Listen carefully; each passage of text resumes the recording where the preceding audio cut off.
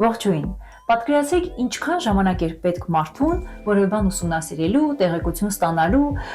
այս կամ այն տեսակետին ծանոթանալու, կտոր առ կտոր գիտելիքը հավաքելու համար։ Մարդ ամիսներ էր անցկացնում, որ գնար հասներ համապատասխան վանք, դպրոց, գրադարան, ուսուցչի մոտ, եթե նյութը չկար կամ ուսուցիչը բացակայում էր, գնում էր այլ երկիր, քաղաք եւ այլն։ Էլ չեմ խոսում աշակերտական պարտականությունների մասին, որ ժամանակ պիտի տրամադրեր ծառայելու վանքին կամ դպրոցին, որ թույլ տային հաղորդակցվել գիտելիքի հետ։ Հիմա մենք ապրում ենք լրիվ այլ դարաշրջանում,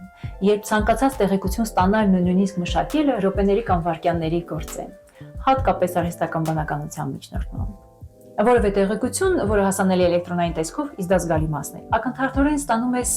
տարբեր դիտանկյուններից ներկայացված պատրաստ արդյունքներով, վերլուծություններով եւ այլն։